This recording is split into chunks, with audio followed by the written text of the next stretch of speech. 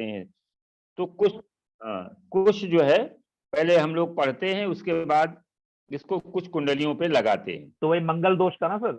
हाँ, मंगल दोष पे ही इसमें चल रहा है। थोड़ा सा आपने बताया कि 4 ग्रह और भी हैं मंगल के अलावा, शनि, राहु, केतु और सूर्य, ये 4 ग्रह और भी इन जो है वैवाहिक अगर हाउसेस में, भावों में ये अपना प्रभाव डालते हैं तो निश्चित रूप से जो है वो विवाह से संबंधित कोई न कोई प्रॉब्लम खड़ी कर देते हैं। तो हमने अभी जैसे बताया था कि क्लासिकल टेक्स्ट में, किसी भी क्लासिकल टेक्स्ट में मांगलिक दोष करके कोई भी श्लोक या कोई रेफरेंस नहीं है। उसमें पाराशर जी ने जो बृहद पराशर होरा शास्त्र में जो लास्ट में उन्होंने स्त्री जातक लिखा है, वहां उन्होंने विवाह संबंधी जब बात लिखी है तो उन्होंने कहा कि अष्टम भाव पर यदि शुभ ग्रहों का प्रभाव नहीं है और वहां पर पाप ग्रहों का प्रभाव है, मंगल का विशेष रूप से अगर प्रभाव है तो वैधव्य योग होता है। तो ऐसी कुंडलियों के लिए हमें जो विवाह का जो मेलापक होता है तो दीर्घजीवी वर के साथ ऐसी कन्या का विवाह करना चाहिए। और अगर नहीं जो है शुभ ग्रह का प्रभाव नहीं है तो उसमें और तरीके बताए गए हैं। कुंभ विवाह बताया गया है, विष्णु विवाह बताया गया है और अस्वस्थ विवाह बताया गया है कि विवाह पहले इसको एक बार। तो इस तरीके से अब हम ये देखेंगे कि मंगल को सबसे पहले हम लेते हैं। देखिए, मंगल, शनि, राहु और केतु, इन सब में एक ही प्रकार का गुण है कि जब ये वैवाहिक भावों से जुड़ते हैं तो विवाह में प्रॉब्लम क्रिएट करते हैं। जबकि मंगल जो है विवाह के लिए बहुत ही आवश्यक ग्रह है। अगर किसी फीमेल चार्ट में मंगल का प्रभाव, मंगल बहुत कमजोर है, मंगल बहुत पाप प्रभाव में है, तो वो विवाह नहीं चलता है किसी हालत में। हम कई कुंडलियों को अभी डिस्कस करेंगे कि मंगल राहु का जो कॉम्बिनेशन था वो विवाह 4-5 साल भी नहीं चल पाया, शुभ ग्रह का कोई प्रभाव नहीं था। सबसे पहले जो है अष्टम जो द्वादश भाव में जो है अगर मंगल बैठता है तो क्या करता है। देखिए, भाव आप सभी को पता है, 1, 4, 7, 8, 12 ये विवाह से संबंधित घर हैं, भाव हैं। पहला लग्न है। आप जानते हैं कि लग्न वो भाव है, लग्न जो है कुंडली की सबसे समझो प्राण है, इसको कहा गया। लग्न को ही लेना है, सारे भावों को देना है। सारे भाव जो अन्य 11 भाव हैं वो अपने कारकत्वों के अनुसार कुछ न कुछ सुख या दुख या अच्छा बुरा देते हैं और लग्न केवल ग्रहण करता है। लग्न कैसे भोगता है, नेटिव जातक स्वयं है तो अन्य भावों के जो गुण हैं, कारकत्व हैं, वो लग्न को ही मिलते हैं या लग्न ही को उसका जो है प्रभाव देखना पड़ता है। तो इन 4 भावों के अलावा साउथ इंडिया में सेकेंड हाउस को भी विवाह से संबंधित माना गया है और अब उत्तर भारत में भी इस भाव को सम्मिलित कर लिया गया है, क्योंकि सेकेंड हाउस जो है वो परिवार का भाव है, हमारी वाणी का भी भाव है। अगर वाणी गड़बड़ है तो भी मैरिटल गड़बड़ हो सकता है। और ये सप्तम का अष्टम है। जिस तरीके से लग्न का अष्टम नेटिव की आयु को दर्शाता है, उसी प्रकार से द्वितीय भाव पार्टनर के आयु को दर्शाता है। अगर सेकेंड हाउस बहुत पीड़ित है और कहीं पर पाप प्रभाव सप्तम हाउस में भी है तो निश्चित मान के चलिए कि पार्टनर की जो है अर्ली डेथ या सेपरेशन ये होकर रहता है। इसलिए सेकेंड हाउस जो है वो उतना ही इंपॉर्टेंट है क्योंकि वो सप्तम का अष्टम है। और वैसे भी लग्न का वो सेकेंड हाउस भी है, लग्न का मारक भाव भी है और सप्तम का भी वो मारक भाव, अष्टम जो है वो आयु भी है, वहां मृत्यु भी है। तो सेकेंड हाउस जो है वो बहुत इंपॉर्टेंट है। और पहले भी हम लोगों ने ये पढ़े हैं कि 1, 7 और 2, 8 ये दोनों एक्सिस अगर राहु केतु शनि मंगल से पीड़ित हैं तो निश्चित रूप से विवाह में दिक्कत आती है, विवाह लेट होता है। अगर विवाह हो जाता है तो आपस में डिस्प्यूट रहता है। अगर इन भावों में विच्छेदात्मक ग्रहों का प्रभाव ज्यादा है तो विच्छेद भी हो जाता है। अष्टम और सप्तम का संबंध हमने पहले बताया है कि अगर अष्टम का सप्तम से संबंध हो जाता है तो 100% विच्छेद होता है। अगर कहीं मंगल का इन्वॉल्वमेंट है तो पार्टनर की डेथ के साथ में वो जो है विच्छेदात्मक प्रभाव दिखाई पड़ता है। तो ये सारी चीजें पढ़ेंगे। द्वादश भाव जो है वहां पर क्या क्या है। द्वादश भाव जो है वहां पर आप देखते हैं कि लग्न का व्यय है, अन्यत्व है, वहां अन्य अन्य है। लग्न से द्वादश का मतलब नेटिव जो है उसका जो है वो परत्व है, अन्यत्व भाव है। दूसरा दूसरा जो है, जैसे मान लीजिए सप्तम हाउस लग्न का पूरक है, इसी प्रकार से जो द्वादश है वो दूसरे दूसरे व्यक्ति को इंगित करता है। अब देखिए यहाँ पर सैया सुख भी है, विवाह की बात जब आती है तो सैया सुख भी आती है। अगर यहाँ पर मंगल स्थित है तो सैया सुख जो है वो दूसरी की तरफ इंगित करता है। ऐसा है जिसकी कुंडली में अगर मंगल द्वादश भाव में है और पीड़ित है, सप्तम हाउस भी किसी तरीके से पीड़ित है, तो ऐसे जातक का जो मैरिटल लाइफ है उसका पार्टनर जो है वो दूसरी जगह कहीं न कहीं अटैच हो जाता है, ऐसा इसमें बताया गया है। यहां से होता क्या क्या दिक्कत क्या करता है, यहां से 12 भाव में बैठ करके चौथी दृष्टि मंगल की होती है, वो तृतीय भाव जो आपका पुरुषार्थ है, पुरुषार्थ को कमजोर कर देता है। चौथी दृष्टि तृतीय भाव पर पड़ती है और सप्तम दृष्टि छठे भाव पे पड़ती है।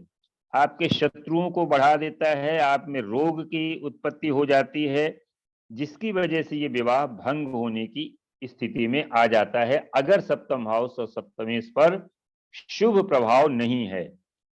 तो 12 में बैठा हुआ मंगल तृतीय भाव को, छठे भाव को और सप्तम हाउस को देखता है। सप्तम हाउस जो है वो जीवन साथी है।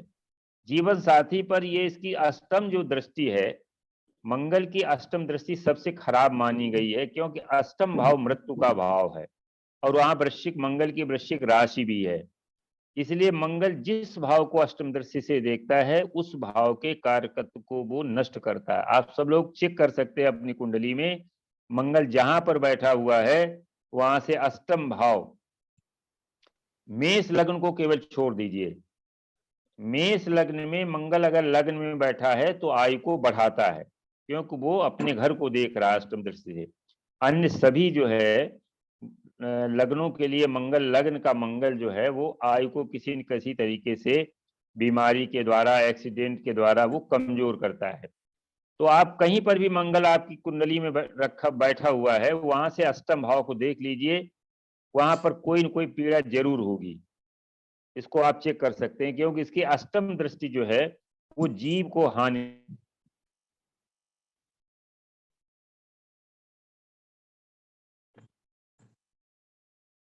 प्रीति, तुम्हारा अष्टम मंगल कहाँ बैठा है?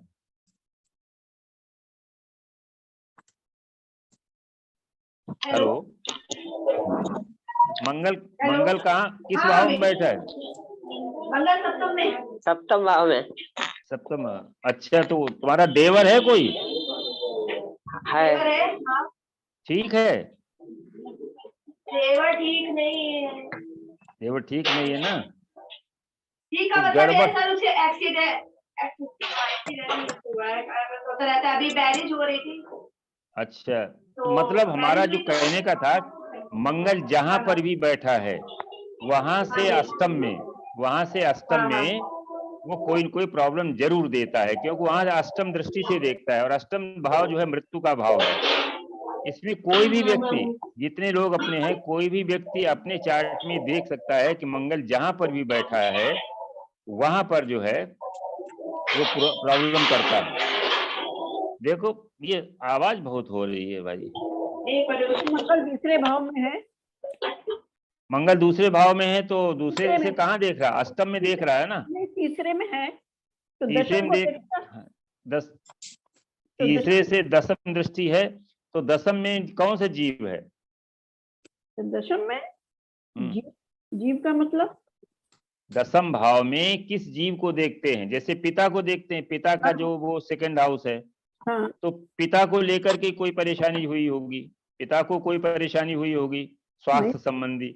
नहीं, ऐसा कुछ नहीं हुआ। निहाल ले लीजिए, निहाल वो तो अपनी पूरी उम्र में गए हैं, 88 हम गए। नहीं, ये नहीं होता कि पूरी उम्र जान हुआ। उनको मंगल से संबंधित कभी कोई एक्सीडेंट हो सकता हुआ हो, बीपी की शिकायत रही हो, नहीं सर, बिल्कुल स्वस्थ रहे। कोई प्रॉपर्टी का डिस्प्यूट हुआ हो, उसमें बृहस्पति देख रहा है क्या उस भाव को? नहीं, मंगल को देख रहा, बृहस्पति अष्टम भाव में है।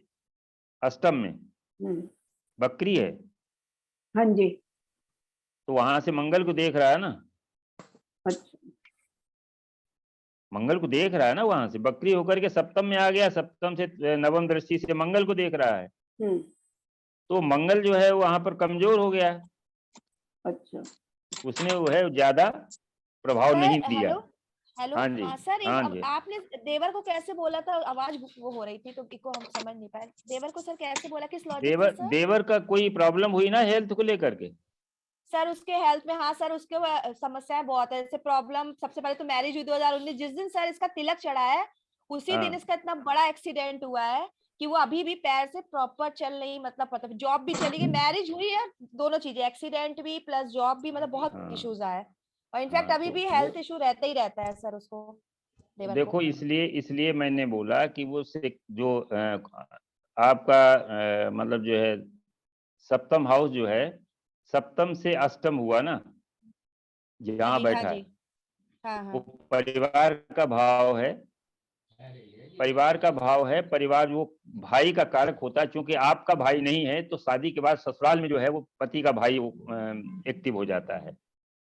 तो इसलिए अच्छा। मैंने बोला कि अगर सप्तम में मंगल है और अष्टम दृष्टि वहां पर सेकेंड हाउस में है, तो अगर या तो अपने घर में भाई को कोई प्रॉब्लम हो सकती, परिवार में किसी को कोई प्रॉब्लम हो सकती है, अगर यहाँ नहीं है तो फीमेल चार्ट में वो ससुराल में जाकर के वो चीज आती है। जैसे मूल नक्षत्रों में एक नक्षत्र ज्येष्ठा नक्षत्र है। ज्येष्ठा नक्षत्र जो है वो ये कहा गया है कि इस नक्षत्र में जो भी जातक जन्म लेता है वो सबसे ज्येष्ठ रहता है। अगर उसका कोई बड़ा भाई है तो उसकी डेथ हो जाएगी निश्चित रूप से। ऐसा बिल्कुल व्यवहार में आया, प्रैक्टिकली ऐसा देखा गया है। और अगर उसका बड़ा भाई नहीं है तो ससुराल में उसकी पत्नी का जो बड़ा भाई है उसके लिए वो अच्छा नहीं माना जाता है। मेरे सामने एक उदाहरण है, हम लोग आईकाश में, हमारा एक मित्र था, आईकाश में हम लोग साथ साथ प्रवीण किया और विशारद किया। एक लड़का था तिवारी, देवेश तिवारी। उसने, उसकी बहन जो थी, उस बहन की शादी जिस लड़के से तय हुई थी वो लड़का ज्येष्ठा नक्षत्र का था और वो अपने घर में सबसे बड़ा था।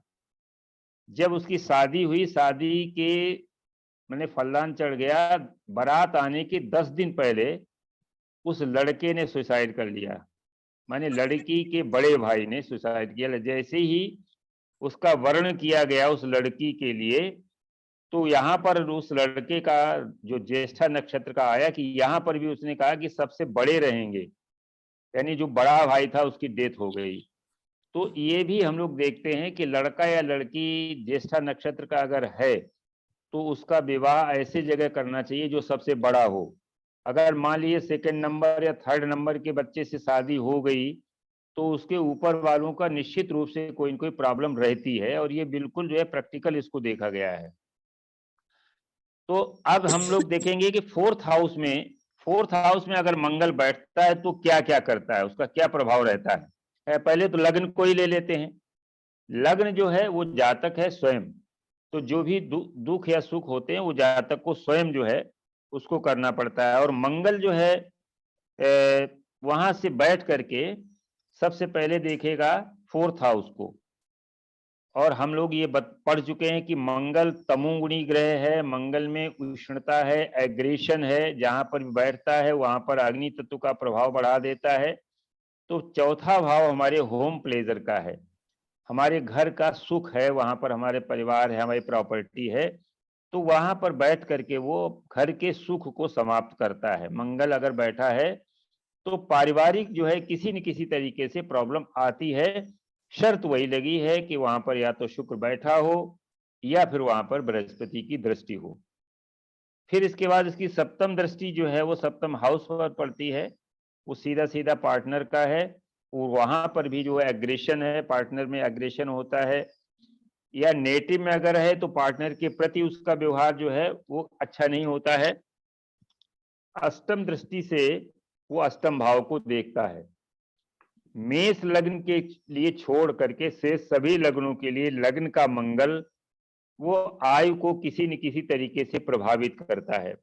अगर दीर्घायु योग बना हुआ है तो कोई सर्जरी कराएगा, कोई जो है उसमें एक्सीडेंट कराएगा, कहीं न कहीं प्रॉब्लम जरूर देगा अगर लग्न में बैठा है, क्योंकि मेष लग्न में बैठने पर वो अपने हाउस को, वहां वृश्चिक राशि है, वृश्चिक को वो देखेगा, उसको तो छोड़ देता है। से सभी राशियों से सभी लग्नों के लिए लग्न का मंगल जो है, इवन वृश्चिक लग्न के लिए भी।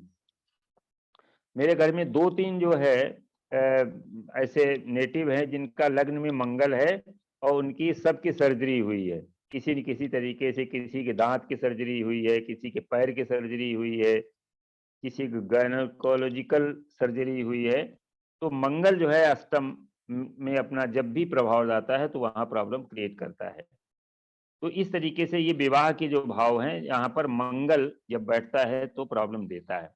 अब देखिए इसके बाद अगर सेकंड हाउस में मंगल बैठता है तो सेकंड हाउस फैमिली का है। मंगल वहां बैठ हाँ बताएं। सर अगर इसमें जैसे कन्या लगन हो तो मंगल कन्या लगन में हो तो अष्टम से वो मेष को दिखेगा, जब भी ये दिक्कत आएगी सर? नहीं, जैसे कन्या लग्न के लिए पहले तो लग्न जो है, लग्न बुध की है, बुध और मंगल जो है वो परम शत्रु है। जी सर। तो वहां पर ये जो है अष्टम जो है, वहां राशि तो मेष पड़ी है। जी सर। ठीक है ना? तो वो अष्टम को तो ठीक करेगा लेकिन नेटिव को परेशानी कर देगा, क्योंकि वो बुध का नेटिव बुध है। जी सर। हाँ, वहां भी कोई न कोई परेशानी तो खड़ी करेगा, आय को कम नहीं करेगा लेकिन कोई न कोई परेशानी देगा। Okay sir. जी सर। क्योंकि नेटिव वहां पर मरकरी है और मरकरी मंगल का शत्रु है, तो प्रॉब्लम देगा वहां, वो हेड इंजरी करा सकता है। Okay sir. हाँ, तो इस तरीके से वो अपना प्रभाव देगा। सेकंड हाउस परिवार का है, फैमिली का भाव है। तो फैमिली जब वहां पर मंगल बैठता है तो आपस में, फैमिली में आपस में डिस्प्यूट बढ़ाता है।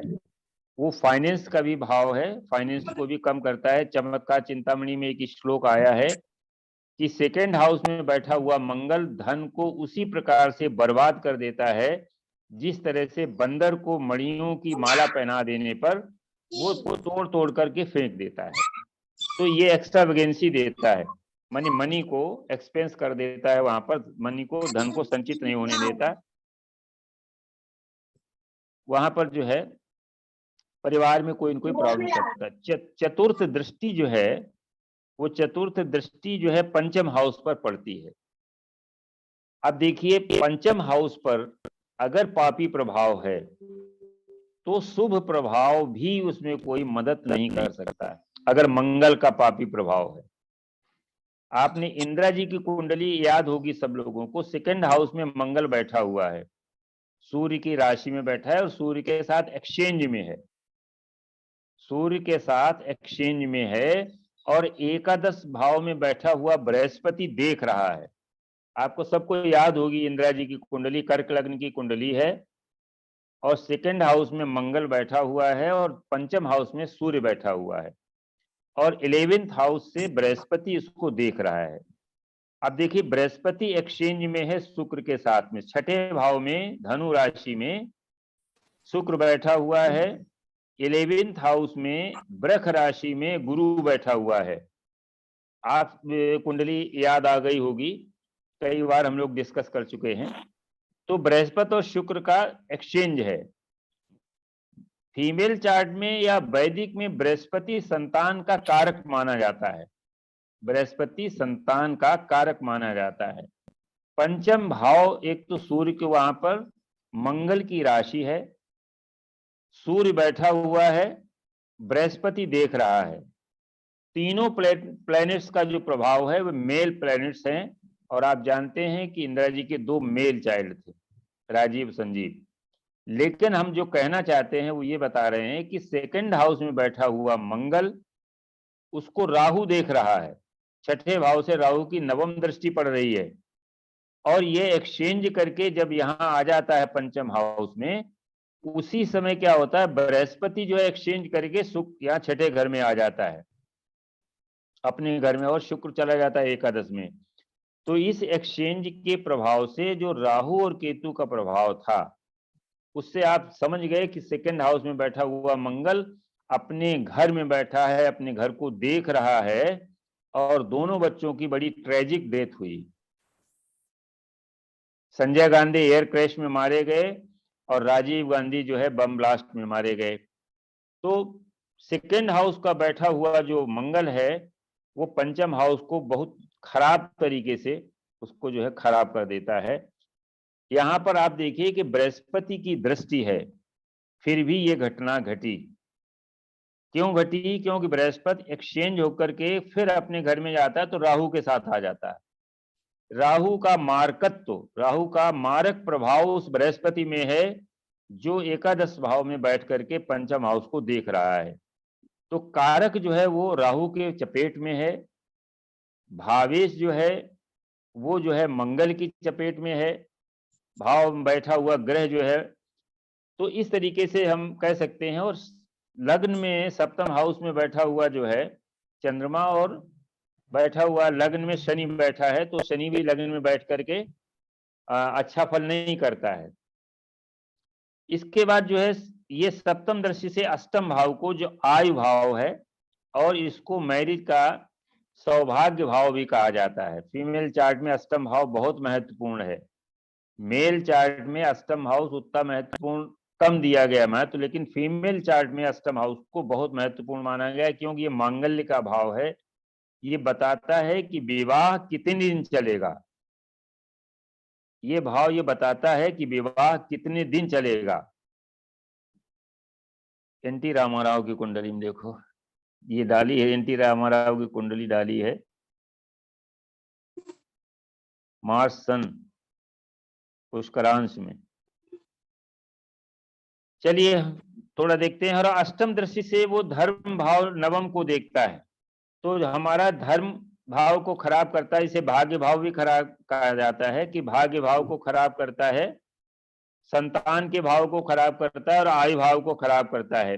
ये तीनों चीजें जो है विवाह से जुड़ी हुई हैं। अभी जैसे बताया, प्रीति जी ने बताया कि देवर की शादी के बाद से जो है इल हैपनिंग उसके साथ जुड़ी हुई हैं।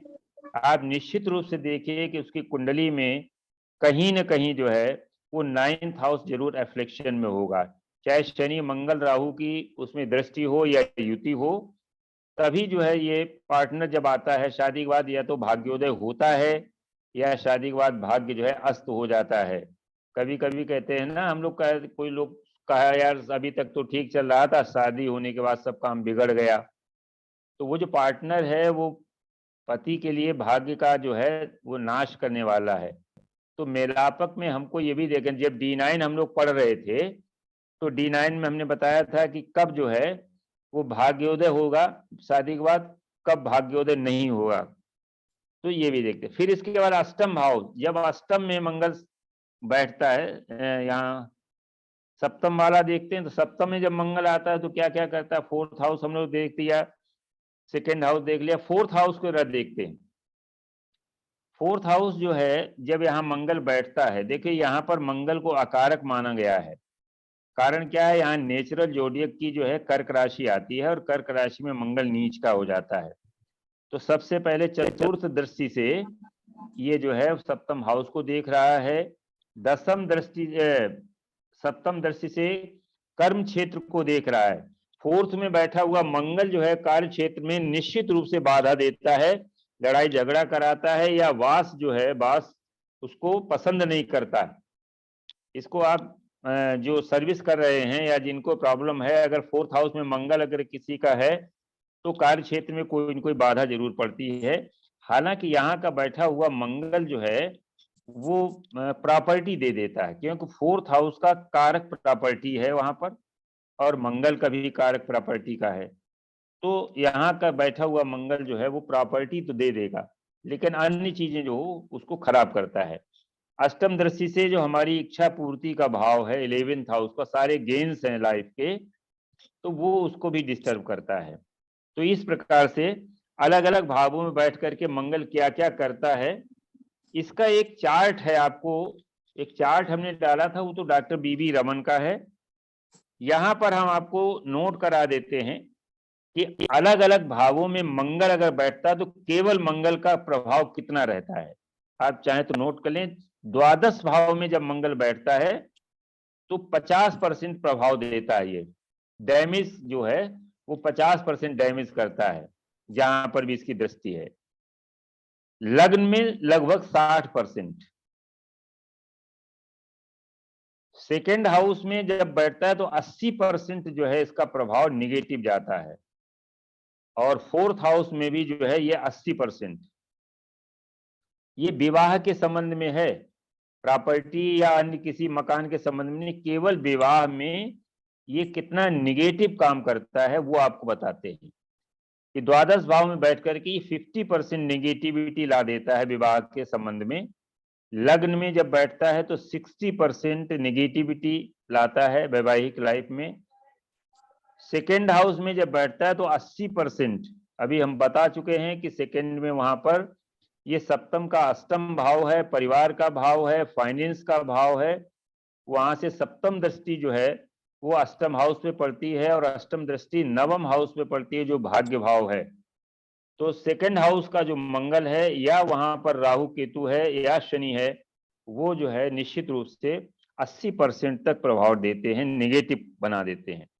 फोर्थ हाउस में बैठा हुआ मंगल वैवाहिक क्षेत्र में 80% निगेटिविटी देता है, और सेवेंथ और एट्थ हाउस में बैठा हुआ मंगल 100%, यानी इन पे हमें विशेष ध्यान देना है। 2, 4, 7, 8 ये 4 भाव ऐसे हैं, इनमें अगर मंगल है तो हमको विशेष रूप से ध्यान देना है कि इसके वैवाहिक जीवन अच्छा कैसे बने, ऐसे पार्टनर से इसका विवाह किया जाए। भाई साहब वो कौन कौन से हाउस बताए आपने? 2, 4, 7, 8। ओके ओके ठीक है। अब इसके बाद इसमें आता यह है कि केवल ये मंगल की वजह से है। सर हाँ अगर जी। 7th हाउस में मकर राशि में बैठा है तो कैसा असर देगा? आप देखिए, आप ये बताइए कि 7th हाउस में मकर राशि में यानी उच्च का बैठा हुआ, रामचंद्र जी की कुंडली में उच्च का बैठा था, आप जरा उनका बताएं। हाँ जी। आप बताइए, रामचंद्र जी की कुंडली में उच्च का मंगल सप्तम हाउस में बैठा था, उनका मैरिटल कैसा रहा, आप बताइए। हाँ जी, वो अलग हो गए। पत्नी को आत्महत्या करनी पड़ी ना। हाँ जी। तो आप इससे अंदाज लगा लीजिए कि उच्च का बैठा, तो भाई कोई भी जो निगेटिव प्लेनेट है अगर उसकी पावर बढ़ गई तो वो निगेटिविटी बढ़ा देगा ना। हाँ जी। और डिग्री वाइज सर अगर मान लीजिए डिग्री उसकी बहुत ज्यादा है तो वहां पर वृद्ध अवस्था में अगर बैठा हुआ है। नहीं, डिग्री ज्यादा है 28 पर तो ये परमोच्च होता है ना। 28 डिग्री पर ये परम उच्च का होता है, मकर के 28 डिग्री पर। हाँ जी। तो ज्यादा डिग्री का है तो उसमें ज्यादा एग्रेशन है, ज्यादा निगेटिविटी है। ज्यादा अगर वो कम डिग्री का है, ऐसे में अगर बृहस्पति की दृष्टि सप्तम हाउस पर नवी या पांचवी नहीं है, अच्छा तो निश्चित रूप से विवाह में परेशानी खड़ी करेगा ये। हाँ, नवी दृष्टि है। हाँ, तो नवी दृष्टि अगर है वहां पर, एकादश में बैठा हुआ क्या बृहस्पति? हाँ जी।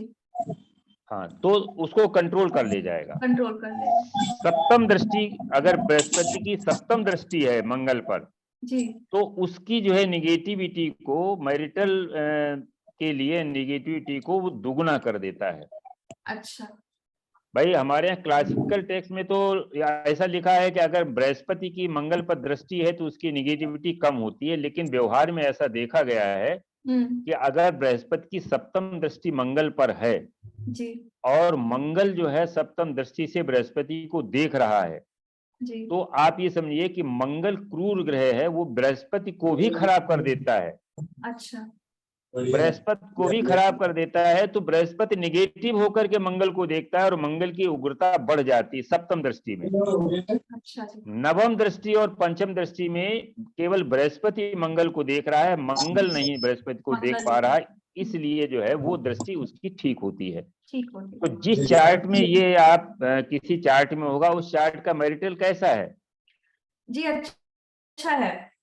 हाँ, वहां पर मतलब जो है बृहस्पति की वजह से अच्छा है, आप ये मान के चलिए। अच्छा जी। हाँ, और वैसे भी सिंह लग्न और कर्क लग्न में थोड़ा सा दिक्कत रहती है, क्योंकि लग्नेश और सप्तमेश परस्पर शत्रु होते हैं। जी ये कर्क और लग्न का बता रही हूँ मैं। हाँ, कर वो मकर, जब वहां पर मकर में है तो कर्क लग्न ही हाँ जी होगी। हाँ जी। सिंह लग्न में ज्यादा दिक्कत है, क्योंकि दोनों मूल त्रिकोण राशियां हैं। वो सूर्य की मूल त्रिकोण राशि है और वो शनि की मूल त्रिकोण राशि है, परम शत्रु है, विवाह को लेकर के ये खराब करते हैं। अब देखिए, मैं आपको ये आगे बता रहा हूं कि अगर मंगल के साथ राहु, शनि या केतु में से भी कोई एक ग्रह और जुड़ जाता है तो इसकी जो है निगेटिविटी बढ़ जाती है। और निगेटिविटी इतनी हो जाती कभी कभी तो ये, भाई इसको थोड़ा सा म्यूट कर लो तो ज्यादा अच्छा है, आवाज बार बार आती है तो डिस्टरबेंस होता है। कुछ पूछना हो तो ऑटोमेटिक अपना जो है अनम्यूट होकर के पूछ सकते हो, वैसे तो दिक्कत होती है ना भाई, बीच में इको आ जाती है, कहीं कुछ आ जाता है। अगर 7-8 भावों में मंगल के साथ एक या दो और ग्रह आ जाते हैं तो ये निगेटिविटी 250 गुना तक बढ़ जाती है। मतलब अगर मान लीजिए सप्तम हाउस में मंगल और राहु आ गया और अगर ये फीमेल चार्ट है तो आप मान के चलिए कि 2 या 3 साल के बाद ही ये जो है मैरिज टूट जाएगी, एक्सीडेंट होगा। देखिए एक चार्ट हम आपको बता रहे हैं, अखिल जी जरा एक चार्ट बनाएं। जी बना रहा हूँ, देखिए।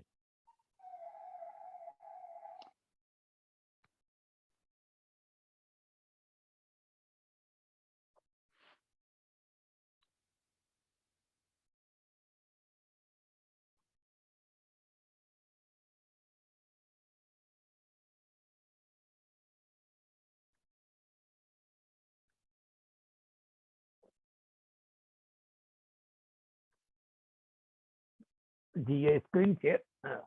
हाँ देखिए इसमें जो है बना लें, चार्ट बना लें जरा।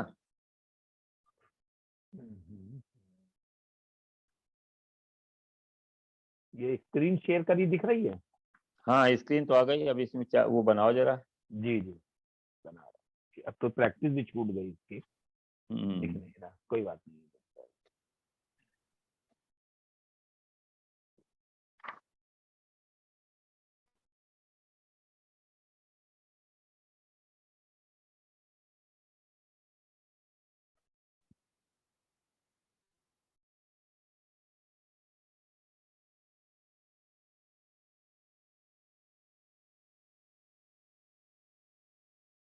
जी कन्या लग्न का चार्ट है।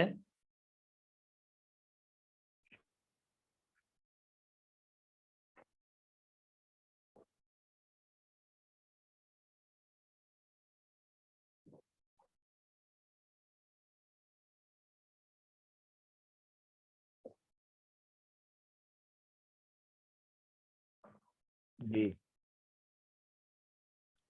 इसमें सेकंड हाउस में सूर्य और बुध है,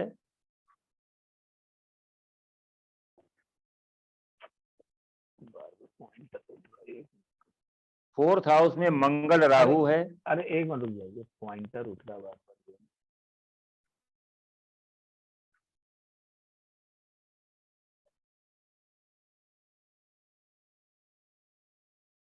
सेटिंग अब काफी दिन से किया नहीं ना। सर मेल चार्ट है फीमेल चार्ट है? ये फीमेल चार्ट है। ठीक।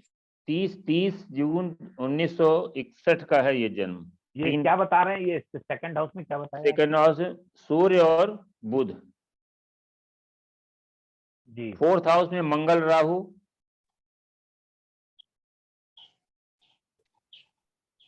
नाइन्थ हाउस में शनि चंद्र और गुरु,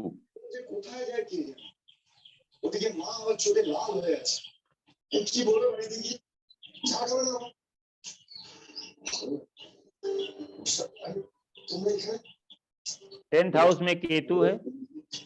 भैया भैया ये फिफ्थ में आपने बना दिया, ये नाइन्थ हाउस बता रहे हैं। अरे सर वो क्या बताएं, काफी दिन से इसको यूज नहीं किया ना, तो प्रैक्टिस गई छूट होने। अरे तो ऐसे तभी तो प्रैक्टिस करवाएंगे, तब तो बनी रहेगी। हाँ नाइन्थ हाउस में है। रुक जाइए होगा 10 हाँ 9th हाउस में क्या बता रहे हैं सैटर्न नहीं, गलत हो गया यार ये। कन्या लग्न वाले सेकंड हाउस में केतु है पूरा। अच्छा तो ऐसा करो, इसको हटा दो, दूसरा बनाओ। ये दोनों दोनों चार्ट मिल गए, अलग अलग हो गए। मतलब इसमें हम बता रहे हैं मंगल और राहु एक साथ बैठे हैं और 3 वर्ष में जो है एक जीप एक्सीडेंट में उसके हस्बैंड की डेथ हो गई। रुक गया, इसको देखते हैं।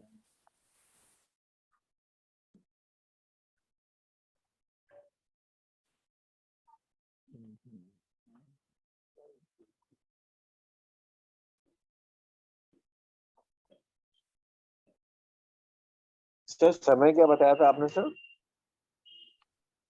क्या डेट क्या लिखी? 30 जून 1961। नहीं, ये जो कन्या लग्न का चार्ट जो बन रहा है इसकी डेट ऑफ बर्थ है 14 जुलाई 1966, 11:01 दिल्ली का है ये। इसको हम लोग अभी डिस्कस करेंगे। जी बताएं सर, बोलिए। कन्या लग्न की बनाओ। जी जी जी,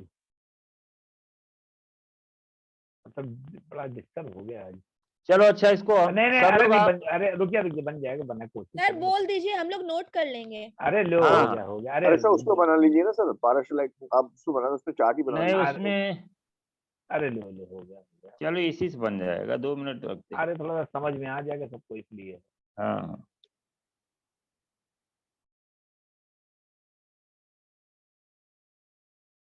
14 जुलाई 1966 का है जन्म, 11:01 दिल्ली का है। देखिए इसमें है क्या, मैरिड ऑन 31/5/89 को, शादी इसकी 31/5/89 को हुई और हस्बैंड की डेथ जो है 26/12/91 को हो गई। वो सब प्लेनेट बताएं। प्लेनेट सेकंड हाउस में केतु है। जी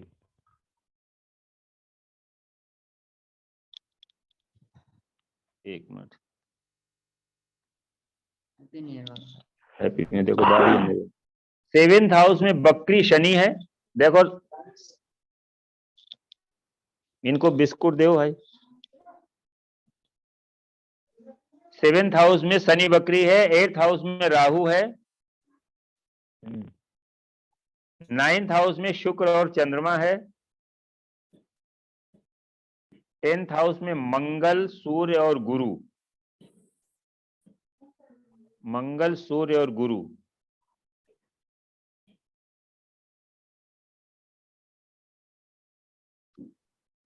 और 11th हाउस में बुध है। अब जरा देखिए इसमें, इस फीमेल नेटिव है, इसकी शादी जो है 31 मई 1989 89 को हुई है और एक जीप एक्सीडेंट में इसके हस्बैंड की डेथ जो है वो 26 दिसंबर 1991 को हुई है। हमको जरा इस कुंडली को थोड़ा सा आप समझिए कि कहां पर क्या दिक्कत क्या है। देखिए जो 2 चीजें हमने पढ़ी थी, पहले तो यह है कि इस कुंडली में देखना कि लग्न बलवान है कि चंद्र लग्न बलवान है, क्योंकि वैदिक में हम लोगों को ये देखना पड़ेगा कि कौन सी चीज जो है ज्यादा प्रभावी है। चंद्र लग्न ज्यादा बलवान है। हाँ चंद्र लग्न में इसलिए कि लग्नेश जो है यहाँ पर वो कन्या लग्न का अगर हम देखेंगे तो लग्नेश बुध जो है शत्रु क्षेत्री है और वो जो है 11th हाउस में है, जबकि चंद्र लग्न का स्वामी चंद्र लग्नेश जो है वो वहीं पर बैठा हुआ है, चंद्रमा उच्च का है। वहां लग्नेश जो है शत्रु क्षेत्री है, यहाँ पर लग्नेश अपने घर में बैठा हुआ है, चंद्रमा स्वयं वहां पर उच्च का है, तो चंद्र लग्न ज्यादा बलवान है। तो सर यहाँ पे वीनस बैठा हुआ तो नुकसान नहीं करेगा? नहीं वीनस नुकसान क्या करेगा, वीनस तो अपने घर में बैठा हुआ है। चंद्रमा को, वीनस को मून। नहीं चंद्रमा को करेगा, अलग करेगा, लेकिन लग्न तो बलवान है, लग्नेश लग्न में बैठा है। जी जी जी ठीक है। चंद्र लग्नेश लग्न में बैठा हुआ है। तो अब देखिए इसके द्वादश हाउस में राहु है,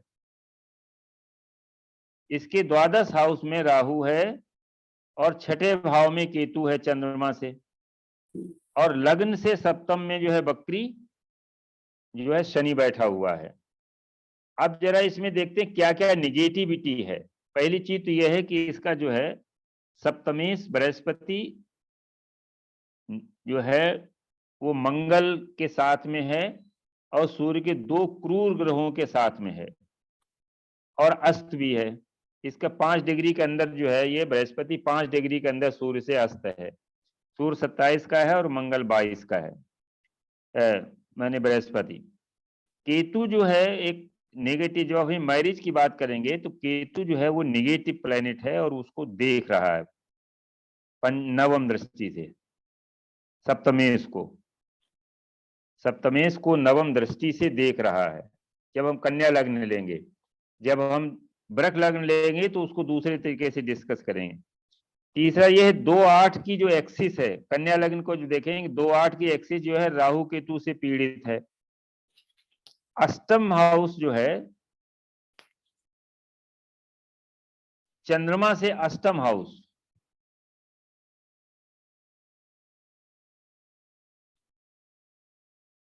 वो तो ठीक है ना? फोर्थ हाउस हो गया।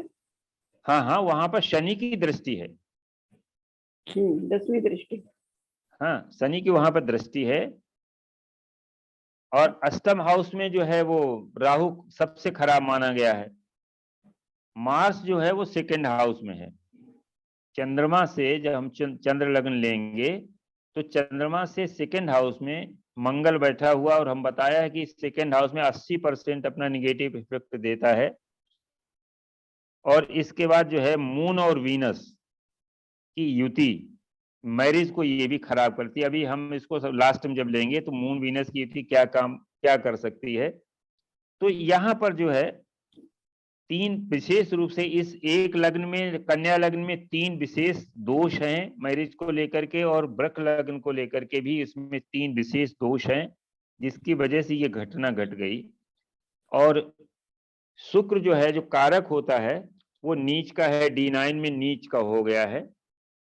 और मंगल जो है D9 में वो राहु के साथ हो गया है। जो मैरिटल के लिए हम लोग देखते हैं D9 में मंगल राहु के साथ में है। जब भी मंगल राहु की युति D1 या D9 में होती है तो निश्चित रूप से जो है वो पार्टनर के लिए खराब स्थिति है, खासतौर से फीमेल चार्ट में। तो इस तरीके से अभी हम लोग देख रहे थे। एक चार्ट और भी है, ये 30 जून 1961 का है, 3:47 का। इसमें भी आप अपना लगा के देख लीजिएगा। चंद्रमा से, क्योंकि यहाँ भी लग्न से चंद्र लग्न बलवान है, इसलिए चंद्रमा से अष्टम में मंगल राहु की युति है। और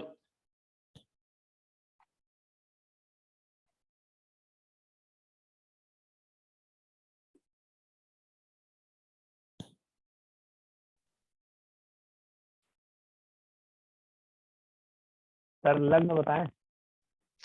लग्न कन्या, इसका लग्न है वो वृक।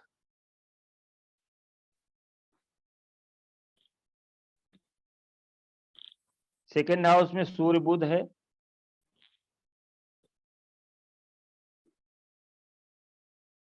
फोर्थ में मंगल राहु है।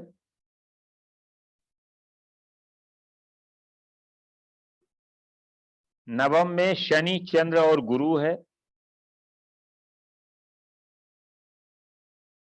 दसम में केतु है और द्वादश में वीनस है मेष का।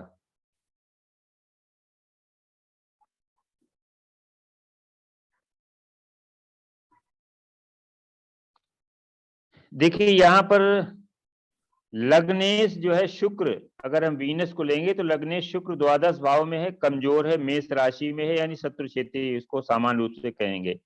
लेकिन चंद्र लग्न को जब हम लेंगे तो चंद्र में लग्नेश लग्न में ही बैठा हुआ है और वहां पर गुरु और चंद्रमा 2 शुभ ग्रह बैठे हैं, इसलिए चंद्र लग्न इसकी बलवान है। यहाँ से अष्टम में मंगल और राहु की युति है। और ये लड़की जो है 83, मैरिड ऑन 21 जून 1983, 21 जून 1983 को इसकी शादी हुई और 25/11/91 को इसके हस्बैंड की डेथ हो गई। लेकिन सर ऐसे जैसे मान लीजिए लग्न हो गया, चंद्र लग्न हो गया, ऐसे तो अगर मान लीजिए कुंडलियां आती नहीं तो ऐसे तो मतलब मिलाना बड़ा मुश्किल हो जाता है फिर। तो आदमी क्या अपनी भाई गलती को मेलापक, बैठाले मैं रखे? यही कह रहा हूँ कि मेलापक बहुत कठिन विषय है। मेलापक जो है वैदिक में, मेलापक बहुत कठिन है, और इसीलिए आप देख रहे हैं कि इस समय केवल चार्ट देख करके बता दिया कि 20 गुण मिल रहे हैं और 25 गुण मिल रहे हैं, 30 गुण मिल रहे हैं, और शादी कर दो और वो शादियां टूट जाती हैं। लेकिन भाई साहब बात यह है कि हाँ। अभी लग्न से देखो मंगली दोष पता ला, फिर चंद्रमा से देखो तो ये अच्छा, तो कहीं मंगल ना कहीं नहीं, जैसे मान ले तो नाड़ी इसमें लगा दो ना। मंगल जो है फीमेल चार्ट में मंगलपति का कारक है, हम नहीं, लोग ये नहीं पहले ही हम बता ये दिए। नहीं नहीं हम ये नहीं कह रहे हैं, हम ये कह रहे हैं कि मंगल दोष है। अब मान लीजिए आपने 5 घर तो ले लिए, 1 2 4 7 8 12 लग्न से हो गए।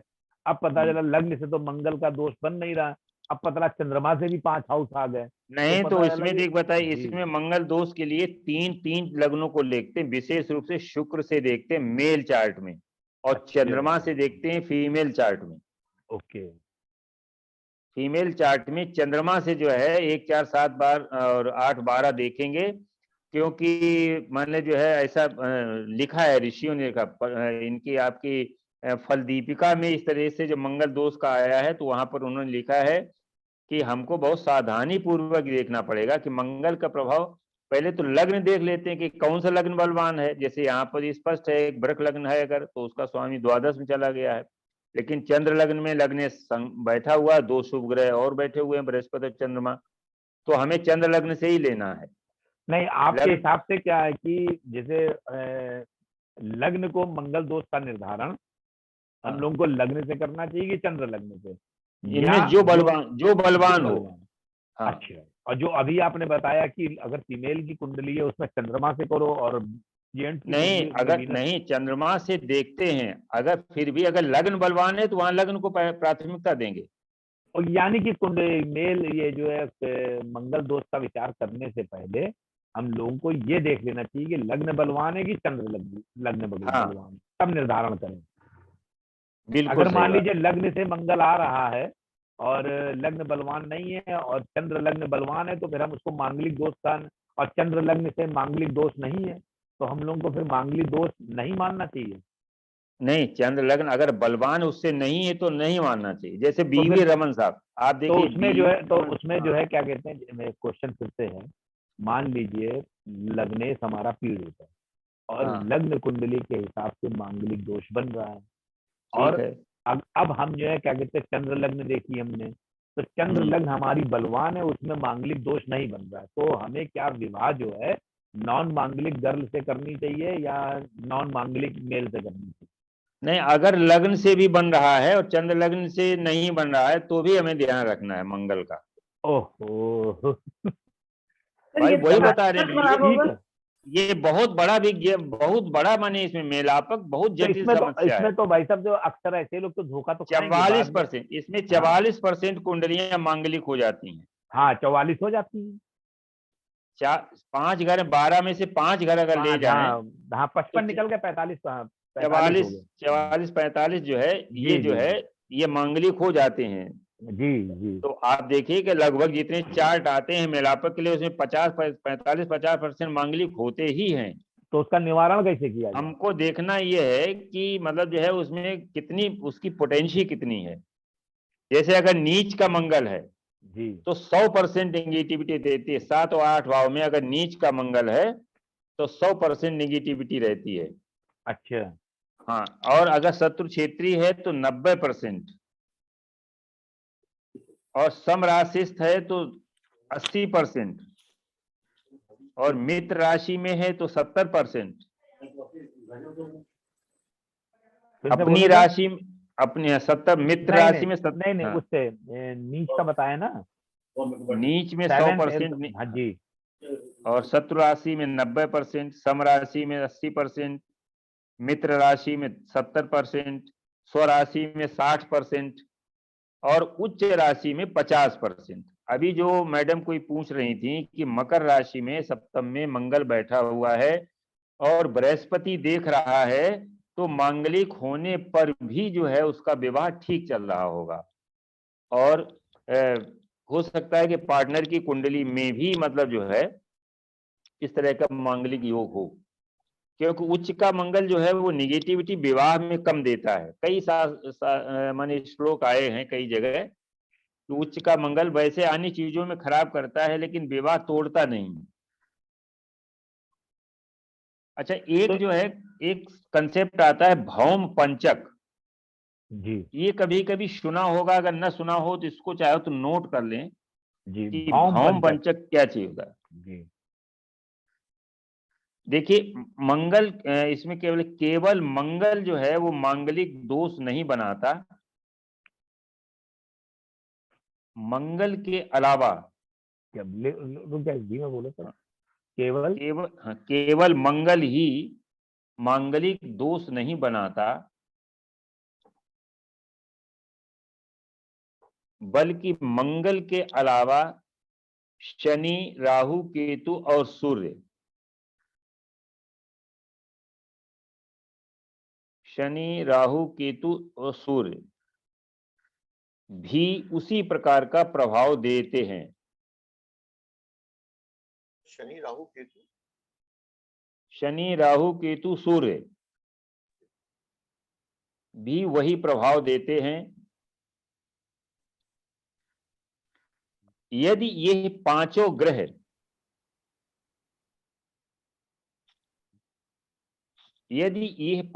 ग्रह एक, दो, चार, सात, आठ, 12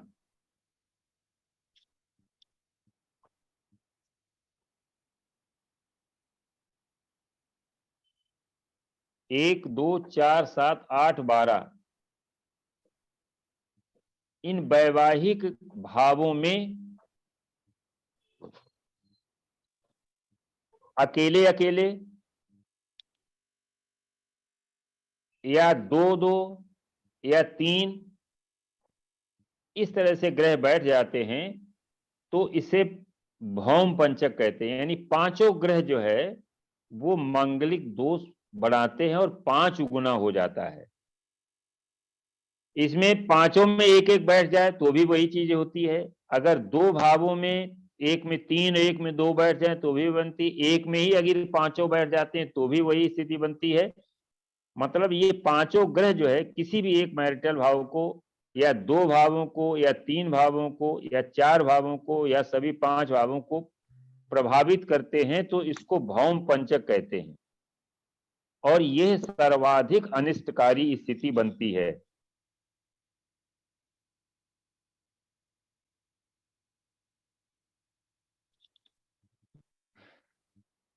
इसमें दाम्पत्य जीवन निश्चित रूप से नष्ट हो जाता है।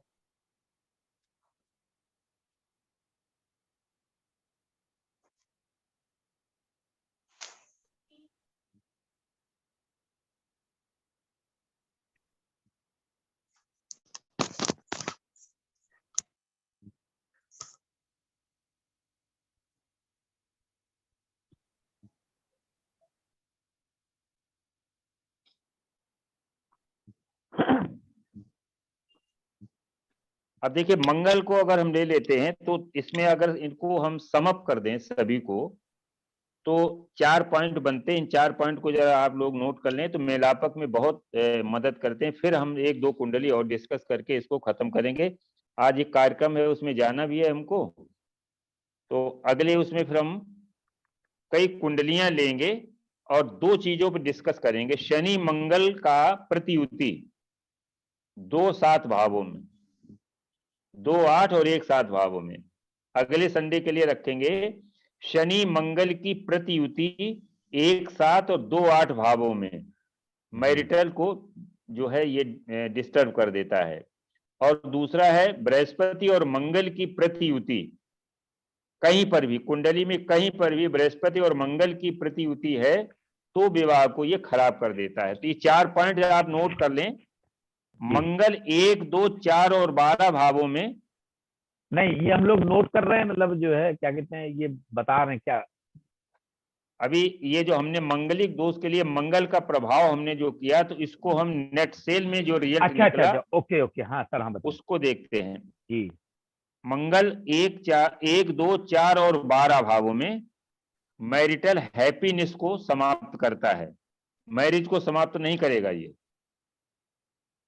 मैरिटल हैप्पीनेस को समाप्त करता है। सप्तम भाव का मंगल, अरे सर थोड़ा सा स्पीड स्लो रखो। हाँ हाँ हाँ जी बताएं। सप्तम भाव का मंगल सेपरेशन देता है।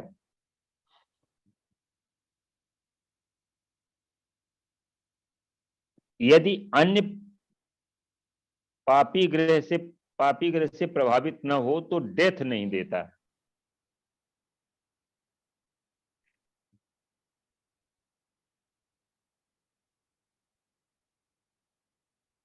तीसरा पॉइंट है अष्टम भाव का मंगल सर स्पाउस की डेथ देता है। 8th हाउस का। हाँ, अष्टम भाव का मंगल।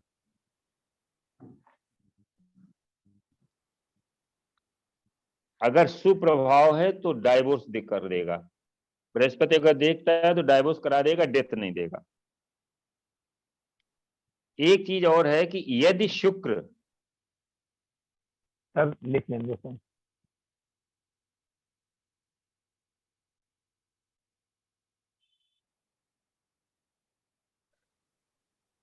जी। यदि शुक्र पाप कर्तरी योग में हो, मेल चार्ट में, किसी भी चार्ट में, जी यदि शुक्र पाप कर्तरी योग में है और 4, 7 और 8 भाव में पापी ग्रह हो, पापी का मतलब वही 4, 5 ग्रह, यदि शुक्र मंगल, पाप सूर्य, कर्तरी में शनि, हो, राहु, केतु। यदि शुक्र पाप कर्तरी में हो, यदि शुक्र पाप कर्तरी में हो और सप्तम और अष्टम भाव 4, 7 और 8 भावों में पाप ग्रह हो तो स्पाउस की डेथ होती है। स्पाउस क्या, उसको one of the two. Sir 4, 7 और 8 भाव में, हाँ, 4, 7 और 8 भावों में पापी ग्रह हो। मान लीजिए 4 में राहु बैठा हुआ है, 7 में मंगल बैठा हुआ, 8 में शनि बैठा हुआ है और शुक्र जो है वो पापी ग्रहों के प्रभाव में है, तो इस तरीके से ये जो है वो दिक्कत करता है। आइए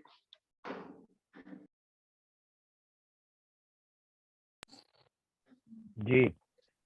अब इसमें 4, 7 हाँ जी। में 4, 7, 8 में लगातार होनी चाहिए या किसी एक भाव में हो सर? नहीं, 3 भाव ना, तीनों भाव में हो। तीनों में डेथ बताया ना, डेथ जो है, डेथ एक से नहीं होती। डेथ के लिए आपको तीनों में होने चाहिए। हाँ, चौथे में होम प्लेजर, सप्तम में मैरिटल डिस्कार्ड, अष्टम में आयु। जब ये तीनों चीजें खत्म होगी तभी तो डेथ होगी। जी सर। अब एक कुंडली हम आपको डिस्कस करेंगे। सर अब एक किसी क्लास में इसका मंगल दोष का निराकरण हाँ, तो बताइए, परिहार। हाँ नहीं, अब मतलब आज ये कि थ्योरी मान लीजिए, नहीं सुनिए, आज ज्यादा थ्योरी हो जाएगी ना। जी नहीं हम ये नहीं कह रहे हैं, हाँ, ये नहीं कह रहे हैं, मैं कह अभी इसमें और बताएंगे। अभी मंगल के मान- दुष्प्रभाव के साथ साथ मंगल दोष का परिहार, हाँ मंगल दोष का अगर मान लो बन रहा है तो इसका मतलब जो है क्या कहते हैं, परिहार कुंडली कैसे देख करके करेंगे। परिहार कभी कैसे कभी करेंगे? देखिए, कभी कभी एक ही, कैंसिलेशन हाँ, होता है ना सर, कैंसिलेशन, गुड। कैंसिलेशन। जी कभी कभी एक ही कुंडली में परिहार मिल जाता है जी और कभी क्या होता है कि हमें दूसरी कुंडली में भी उसी प्रकार का दोष देखना पड़ता है। आपको बीवी रमन की कुंडली याद अगर है किसी को, तो कुंभ लग्न की कुंडली है और सप्तम हाउस में मंगल,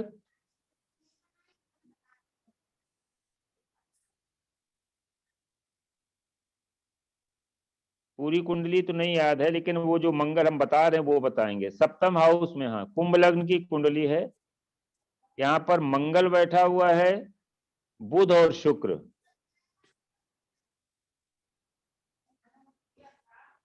अब ये देखिए यहां पर ये मंगल है, मांगलिक दोष है इसमें, लेकिन इनकी शादी 68 साल तक शादी चली। राजश्री जो राव थी उनकी साथ जब इनकी शादी हुई और वो मांगलिक चार्ट नहीं था उनका, और 68 साल तक शादी इनकी चली। और पहले, जबकि मंगल कहते हैं स्पाउस को डेथ देता है, जबकि बीवी रमन की डेथ पहले हुई थी और उनकी पत्नी की डेथ बाद में हुई थी। तो यहाँ पर देखिए क्या, इनके जो पिताजी थे बी सूर्य नारायण राव, बीवी रमन के पिता थे यानी बाबा थे, उन्होंने ये कुंडली मिलाई थी। उन्होंने कहा कि इसमें शादी कर लो, इसमें कोई मांगलिक दोष नहीं है। इसमें पंचमेश, सप्तमेश और पंचमेश और नवमेश की युति है यहाँ पर सप्तम हाउस में।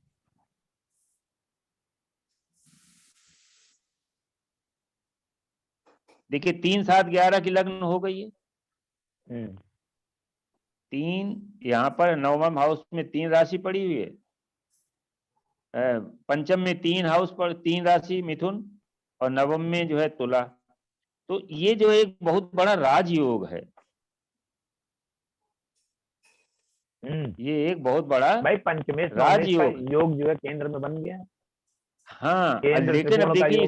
इसमें नहीं, एक चीज और पड़ी, लेकिन इसमें देखिए अष्टमेश बुध भी सप्तम में बैठा हुआ है। जी। अष्टमेश बुध भी बैठा हुआ, लेकिन फिर भी ये चली शादी। पूरी कुंडली हम अगले दिन इसको डिस्कस करेंगे कि किस कारण से चली है। माने यहाँ पर हम लोग पढ़ते हैं कि सप्तम का अष्टम में संबंध हो जाता है तो पार्टनर की डेथ हो जाती है, जबकि इसमें ये शादी 68 साल तक इनकी मैरिज चली और उसके बाद भी इनकी डेथ पहले हुई, राजश्री जी की डेथ बाद में हुई। सर शुक्र सप्तम में है इसलिए चली क्या? हाँ, शुक्र अब कारक है तो वहां पर कारको भाव नाशाय बनता है वहां पर। जी। अन्य ग्रहों का देखेंगे, जैसे बृहस्पति कहाँ पर है, वो सारी चीजें देख करके हम लोग इसको अगले संडे को डिस्कस करेंगे। एक कुंडली जो है हम आपको डिस्कस कोई आ करेंगे। गया हो तो रहने दीजिए सर। नहीं, वो अंदर है भाई, 5 मिनट में हो जाएगी। ठीक है, मुझे ऐसा फील हुआ कि नहीं, वो आया है, वो आज जी। पड़ोस की एक जी। बिटिया आई है। जी जी। ये कुंडली जो है उसमें बना सकते हो आप, पारासरलाइट में, या यही बनी इसी में बना लो। एक मिनट। ये 13 मई 1979 की है। अरे सर रुक जाओ सर। जी। 13 मई 1979 की है, 11:30 दिल्ली की है। बना दे सर, क्या उसी में ले चलें? नहीं, इसी में बना लो, बस ज्यादा नहीं करना, चलो, बाद ठीक है बाकी सर। अपना बना के देख, बना लें, अपना लोग नोट कर लें। उसमें 13 मई 1979 की है, 11:30 दिल्ली की है, कर्क लग्न की कुंडली है। बना के देख लें किसी के पास अपना सॉफ्टवेयर खोल के। नहीं, मैं बना दूं इसी में। नहीं, यही हम लोग तो ऐसे बना रहे, हमने तो बना लिया है, शेष लोग भी अपना बना लें। अगर कोई डिस्टर्ब हो उसमें बता दें। बताएं। लग्न में गुरु है जी। सेकेंड हाउस में शनि 13 अंश का है और राहु 21 अंश का है।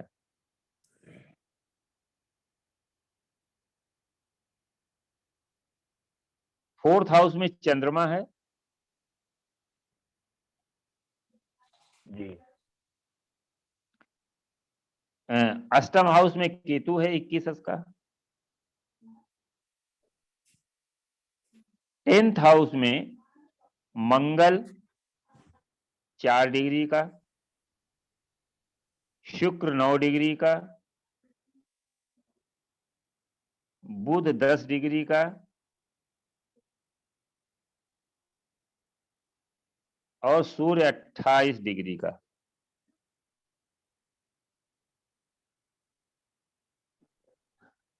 अब देखिए इसमें क्या हुआ, ये फीमेल नेटिव है और इसमें जो ये कुंडली जो है वो आरजी राव की किताब है बृहत नाड़ी, उसकी कुंडली है ये। वो उसमें उन्होंने लिखा है कि फर्स्ट मैरिज फेल्ड,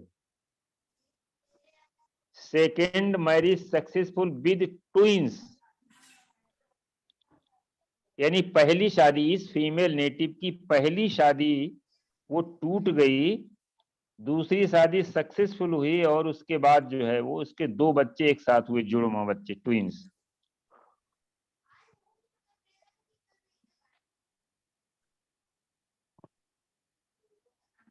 अब देखिए इस कुंडली में अगर हम इसको देखें कि 10th हाउस में जो कॉम्बिनेशन है, मंगल जो है, मंगल शुक्र बुध और सूर्य, और सूर्य के पहले शनि और राहु आते हैं 13 और 21 त्रिकोण में। जी। ठीक है ना, कॉम्बिनेशन बना Mars Venus Mercury Saturn Rahu सन।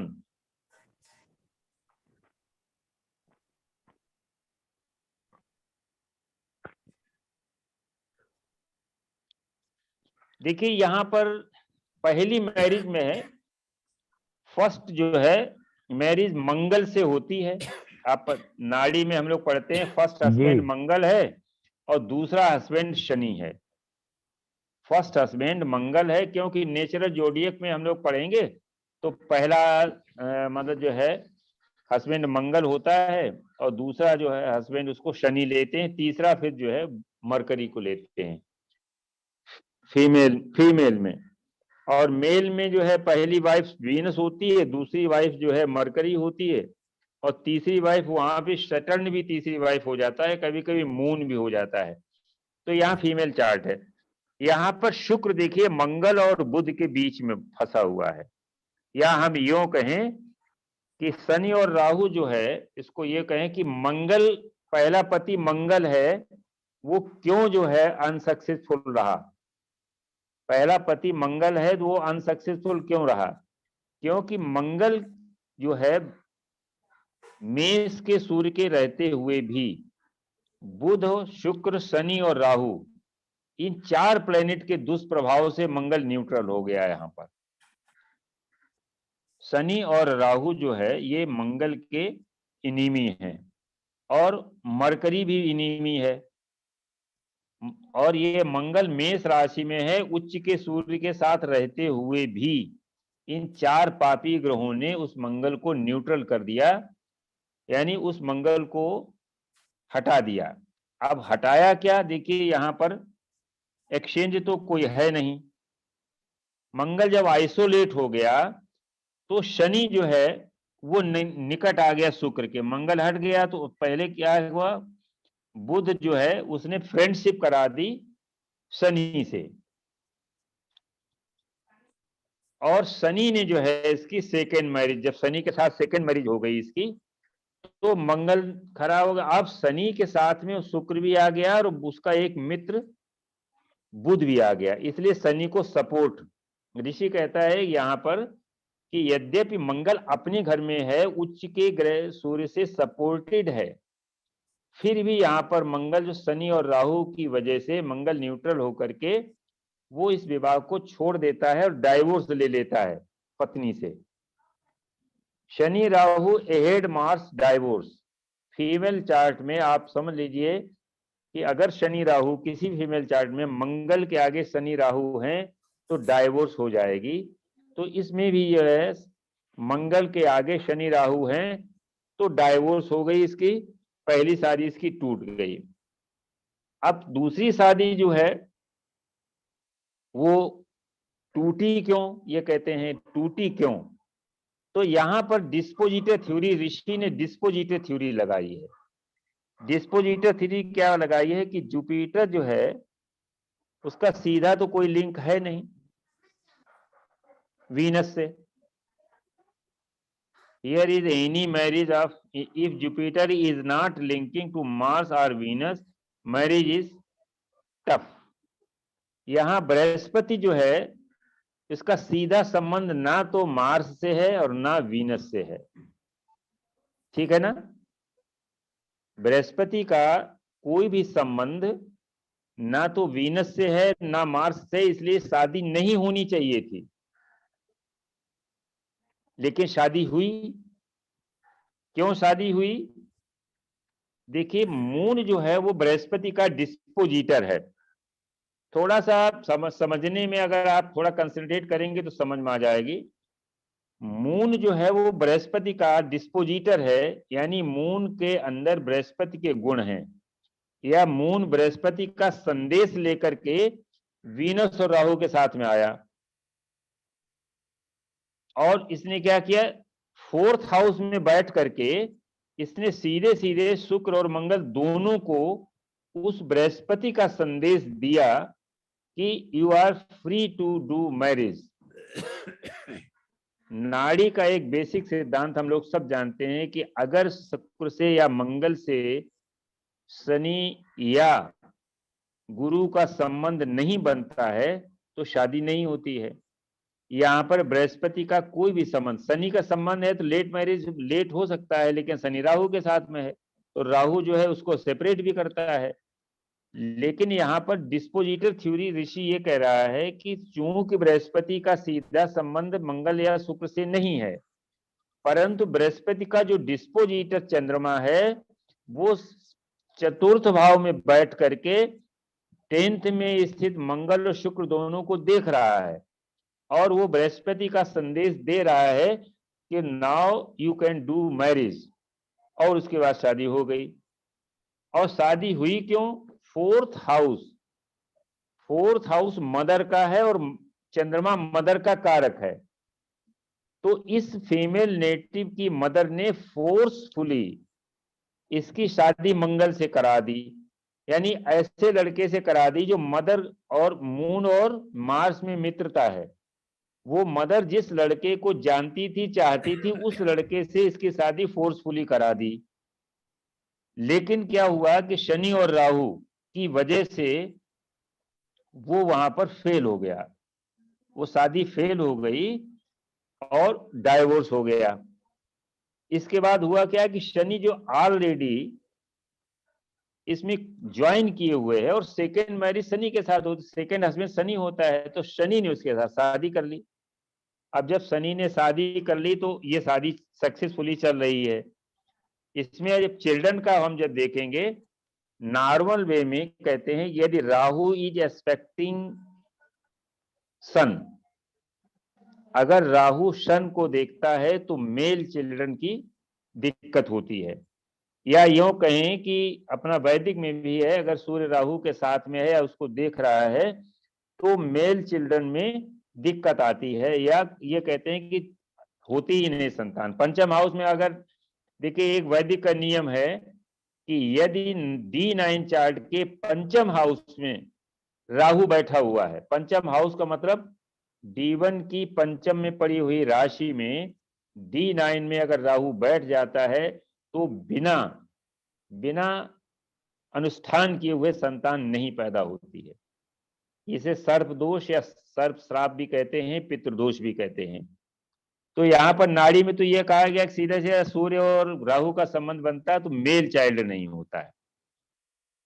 यहाँ पर क्या होता है, possibility of the male child denied, but here Rahu is in the sun sign.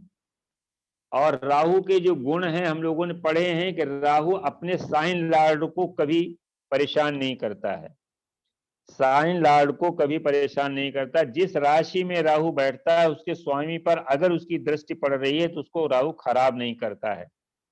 और अगर कहीं उसका मित्र है, जैसे वृष राशि में बैठा हुआ है राहु और शुक्र पर उसकी दृष्टि है तो शुक्र के कारकत्वों को बहुत बढ़ा देता है। तो यहाँ पर क्या हुआ कि राहु जो है सूर्य की राशि में बैठा हुआ है और सूर्य को देख भी रहा है, इसलिए सूर्य को वो डिस्टर्ब नहीं कर रहा है। सूर्य यहाँ पर एग्जॉल्टेड है और अपने मित्र मंगल के साथ बैठा हुआ है, पावरफुल है। तो सूर्य जो है वो संतान देने के लिए बाध्य है यहाँ पर। अब इसमें है क्या, यहाँ मेल जो है मंगल मेल है और मरकरी फीमेल है। तो नेटिव ने जो बर्थ दिया ट्विंस का बर्थ हुआ जिसमें एक मेल चाइल्ड है एक फीमेल चाइल्ड है। तो ये सीधा सीधा नाड़ी से हम लोग इस चीज को आसानी से देख सकते हैं। वैसे यहाँ हम लोग देख सकते हैं कि पंचमेश जो मंगल है वो शुक्र बुध और सूर्य के साथ में है। पंचमेश मंगल जो है वो शुक्र सूर्य और मंगल के साथ में है। तो यहाँ पर सूर्य और मंगल यानी सूर्य और यूं हम कह सकते हैं कि राहु अगर त्रिकोण में इसको मान लेते हैं तो एक मेल बचता है एक फीमेल बचता है, दोनों में एक मेल फीमेल चाइल्ड का बर्थ होता है। तो इस तरह से ट्विंस की। और नाड़ी में अपने गोयल सर ने बताया था कि लग्न और लग्नेश पर अगर प्रभाव पंचम हाउस पर या जुपिटर पर बकरी ग्रह का प्रभाव हो तो फिर जो है ट्विंस होते हैं। तो यहाँ पर वो भी लग रहा है, हमको लगता है बकरी, शनि बकरी है इस चार्ट सर में। क्या बताया सर, सर सर, क्या सर। रूल बता सर हम बता दें अलादुल? हाँ हाँ वही आप हाँ। बताए, आप अच्छे ढंग से। सर बताइए, हाँ बता दीजिए। कुंडली Twins। देखिए, ये एक फार्मूला है नाड़ी के अकॉर्डिंग। आवाज आ रही है सबको? हाँ हाँ जी आ रही है सर, बहुत अच्छी। नाड़ी, भ्रूणग्रंथि नाड़ी के अकॉर्डिंग एक फार्मूला है ट्विंस चाइल्ड को फाइंड आउट करने का।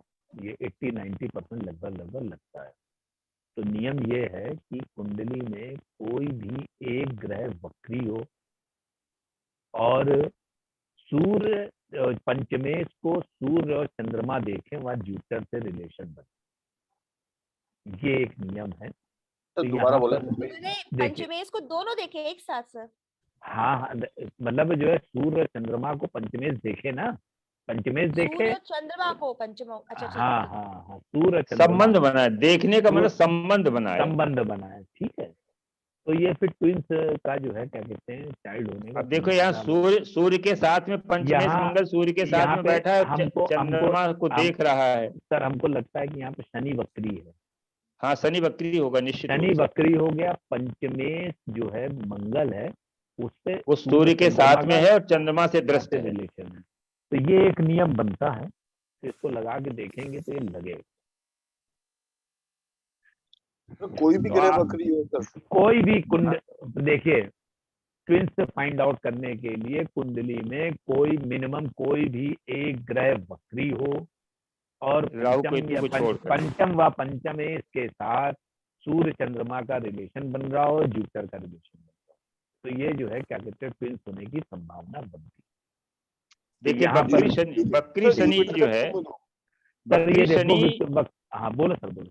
बकरी शनि जो है बैक में आकर के जुपिटर से संबंध बना रहा है और पंचमेश से सीधा, चूंकि नाड़ी का है इसलिए पंचमेश से तो सीधा उसका त्रिकोण संबंध हुआ ये बकरी ग्रह का।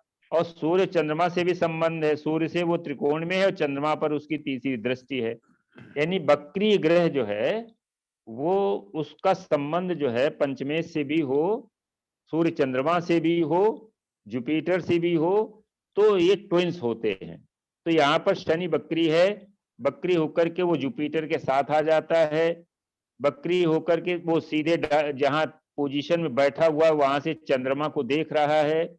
और वो शनि माने जो है बकरी है, वो त्रिकोण में सूर्य के साथ में भी है और पंचमेश मंगल के भी साथ में बैठा हुआ। चूंकि नाड़ी का है इसलिए नाड़ी में पंचमेश जो पंचम दृष्टि या पंचम कंजंक्शन हम लोग ले लेते हैं। सर यानी कि तो ये एक- नाड़ी का है तो 5th और 9th वाला भी लेंगे ना, कंजंक्शन वाला। हाँ वही तो बता रहे ना कि अच्छा, जो है उसके शनि के 9th में सूर्य बैठा हुआ है और मंगल बैठा हुआ है। Okay okay. और शनि जो है वो चंद्रमा को देख रहा तीसरी दृष्टि से। और बकरी होकर के जो बैक में आता है तो जुपिटर से भी मिल जाता है। तो ये सारे जितने नियम सब मिल रहे हैं, पंचम भाव से मिल रहे हैं, पंचमेश से मिल रहे हैं और सूर्य चंद्रमा से मिल रहे हैं, जुपिटर से बन रहा है और शनि बकरी है। तो इसलिए यानी इसके कि सर ट्विंस का सूर्य चंद्रमा, सर सूर्य चंद्रमा और जुपिटर तीनों का ही संबंध बने होना पंचमेश चाहिए, में। ज्यादा पंचमेश को कम भी से तो कम। लीजिए, पंचमेश हाँ, को भी कम- लेना पड़ेगा। हाँ जी ठीक है ओके। चलिए फिर आज हम लोग यहीं पर इसको जैसे फिनिश करते हैं। वैदिक में सर जैसे हम लोग ने ड्यूल साइन का पढ़ा है ना, पंचम हाँ, और ड्यूल का, मरकरी dual के sign। साथ संबंध हो, मरकरी का है ये। हाँ, ये जो ट्विंस चाइल्ड है वो थोड़ी बहुत रेयर होती है, तो जब रेयर होगी तो रेयर ही कॉम्बिनेशन बनेगी। हाँ सब में एकदम कॉम्बिनेशन नहीं बनते। ओके मिश्रा सर, ठीक है मैंने सर। आपको- हाँ जी बताएं जी। मैंने आपको मैसेज कर रखा था, वो आप समय दे देना सर, अगर काफी अच्छा तो सोचा- ठीक है। चेहरा हाँ, तो हाँ। दिखा दिया करो सर, कभी कभी 9 वर्ष में ही दिखा दो। सर नहीं। अरे तो इसमें सब कहाँ जगह पता लग रहा है कि आप नहाए हो कि सर्दी नहीं? सब जगह है भाई, सर्दी सब जगह है, इसलिए कोई दिक्कत नहीं। हम तो बहुत से कपड़े पहने बैठे हैं, अंदर कहूँ रूम में बैठेंगे तो नेट नहीं आता, यहाँ बाहर बैठे हैं इसलिए नेट जो चेहरा है। है, जब बातचीत कन्वर्सेशन होता है, जब चेहरा दिखता है तो बातचीत करने का एक अलग मजा हाँ होता हाँ है। एक अलग वो लगता है। चलिए आज जो है, आज तो क्लास जो है इसलिए थोड़ा सा इसको देखिएगा, मंगल का प्रभाव। अगले संडे जी। को इसका परिहार और कुछ कुंडलियां, ठीक है। 4-5 कुंडलियां हम लोग डिस्कस करेंगे, जिसमें शनि दो मंगल आज की युति फर्स्ट हाउस, शनि सेकंड मंगल हाउस की प्रतियुति और गुरु मंगल की प्रतियुति पर मैरिटल पर क्या प्रभाव पड़ता है। सर ये और प्रतियुक्ति क्या होती है सर? युक्ति अरे आमने सामने यार, प्रतियुक्ति बने आमने सामने एक साथ। सुनिए युक्ति सर, देखो, देखो। युक्ति बने साथ साथ। और प्रतियुक्ति आमने सामने एक साथ। हाँ ठीक हाँ ठीक है सर। ठीक, ओके। तो बड़ा अच्छा है, सभी को नमस्कार अगेन। सभी लोग जो नमस्कार नौकरी सर। बहुत अच्छे से कर रहे हैं, नमस्ते सर, नमस्कार। जो लोग नौकरी कर रहे हैं वो नोट छापे, और जो लोग जो है क्या कहते हैं 50 से नमस्कार। ऊपर है वो स्वस्थ रहे। सर मिश्रा जी नमस्कार। मिश्रा जी चले जी नमस्कार नमस्कार। क्या हाल है? जी राय साहब, बहुत बहुत शुभकामनाएं आपको, और ईश्वर में प्रार्थना आप स्वस्थ रहें। आप बस इसमें थोड़ा सा अगर समय हो तो मैं भी कुछ बोल दूं। अरे हाँ हाँ सर, टू लाइनर तो है, बनती है सर। इसमें यह है कि 5 घर हैं, जी जी 12, 1, 4, 7 और 8। जी। दोबारा बोले सर एक बार। 12 मांगलिक के जो है क्या कहते हैं 5 घर हैं, 12, 1, 4, 7, 8। जी सर जी 7, सर। 8 ये जो है एक तरह से ट्रायंगुलर है। ये 5 घर हैं और 5 जो है आपके ग्रह हैं जो मांगलिक दोष करते हैं। 5 में जो है राहु केतु सूर्य। हाँ, ये 5 ग्रह हो गया, 5 ये घर हैं। जी सर। वो जी बहुत अच्छे। सभी सर रुको सर, सभी लोग जो भी लोग रुक गए हैं तो इस कॉन्सेप्ट को बहुत अच्छी तरीके से समझ लें जो सर बता रहे हैं। जी सर। इसमें दो जो दूसरे घर की बात आती है वो साउथ मानता है, सेकंड नॉर्थ जो हाउस है की। दूसरे घर को नहीं मानता है। लेकिन दूसरे घर को भी मान लिया जाए तो भी जो है ये 5 ही घर मानते हैं, और 5 ही घर सेंसिटिव है, और 5 ही आपके ग्रह हैं। अब इन लोगों के ग्रह के जो है मांगलिक दोष या सेपरेशन की पॉइंट जो है अलग अलग है। ये इसमें जो है आपके पास जो है 20% जो है मंगल का है। कितना सर? 20%। 20% मंगल का है। ओके। हाँ, 5वें में जाके 100% हो जाता है।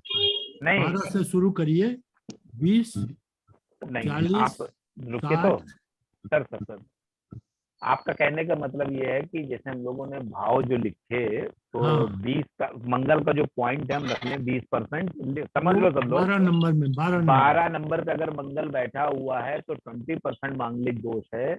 हाँ, लग्न में आ जाएगा तो 40 40 हो जाएगा। 4th हाउस में आ जाएगा तो 60 हो जाएगा। हाँ, 7th में आ जाएगा तो 80 हो जाएगा। और हाँ। 8th लॉर्ड में अगर मंगल बैठ गया तो वो 100%। 100%।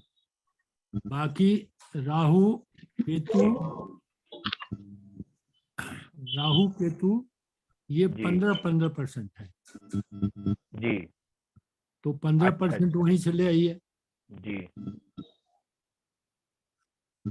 और जी। सूर्य जो है वो 12% है, अच्छा उसी से ले आइए।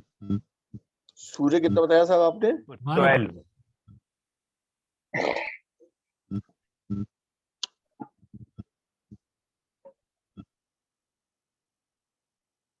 और कौन बचा?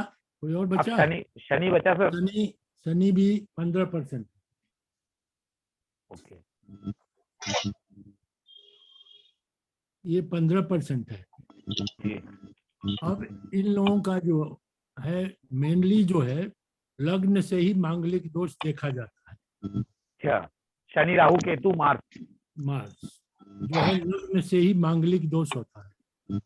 चंद्र लग्न से और शुक्र लग्न से इसको आंशिक मानते हैं, बट पूर्ण नहीं ओके मानते। ओके। इसको आंशिक मानते हैं, लेकिन मेनली लग्न का ही हो। ओके। अब मतलब ये आपके है हिसाब से हम लोग जब अगर मांगलिक दोष की गणना करें तो लग्न कुंडली को ही विशेष तरजीह दे, और देना चाहिए। चंद्रमा और वीनस से जो है वो मांगलिक आंशिक माना जाएगा। आंशिक मांगन माने, लेकिन मेजर यही है। ओके। अब इसमें ये होता है कि ये इस घर में हैं जिस जी। तरह के हैं, जी और जितना परसेंट आता है, मान लीजिए कि आपका मंगल जो है 12 में है, सूर्य जो अगर है हम मान लीजिए कि 8वें में आ गया, तो कितना होगा? तो फिर तो सर शनि अगर 8 में, तो 75 और 20 95% हो गया। 95% हो गया। जी अगर ये लड़के का है तो जी लड़की की कुंडली में जी इससे 25% एक्स प्लस या माइनस ओके अगर रहेगा तो आप शादी कर सकते हैं। ओके, जो कैलकुलेशन आए हाँ, उसमें अगर वो 20-25% प्लस है या माइनस है तो शादी मैं कर ली। हो सकता। ओके ये जनरल जो है जी सिस्टम है। जी अगर 25% ज्यादा है, अगर 25 से 26 भी हो गया तो शादी मत। ओके उसका रीजन ये है कि जो भी हम पूजा पाठ या कोई भी काम करते हैं तो जो डिडक्शन होता है पूजा पाठ से वो 25% से ज्यादा नहीं होता। ओके वो 25% अगर रहेगा दोष तो आदमी जो है पूजा पाठ करके शादी कर सकता है, अदरवाइज नहीं। अच्छा, आपका कहने का मतलब ये जो कुंभ विवाह है और शालिग्राम जी से शादी हाँ। या पीपर से विवाह है, हाँ, तो अगर ये 25 25% जो आप न्यूट्रल कर सकते हो। हाँ, इससे ज्यादा नहीं होता है।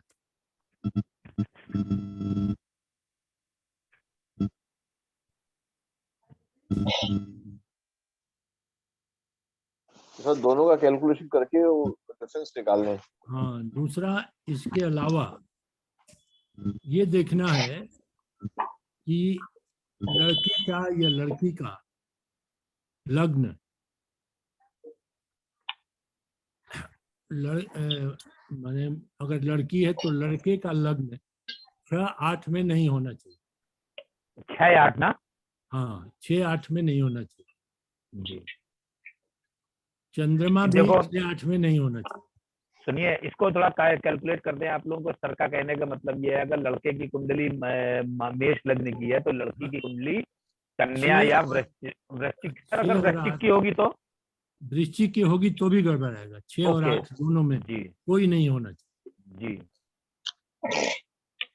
उसके अलावा चंद्रमा में भी ये देखते हैं, जी चंद्रमा भी जो है 6-8 में नहीं होना चाहिए, लग्न भी 6-8 में नहीं होना चाहिए, जी और केतु जो है 6-8 में नहीं होना चाहिए। केतु हाँ, ओके केतु भी जो है लड़की की कुंडली से लड़के की कुंडली में 6-8 में नहीं होना चाहिए। अगर यानी कि 6-8 में हो गया और वहां मान लीजिए कि 125 मतलब 25 से भी ज्यादा है तो नहीं करना है।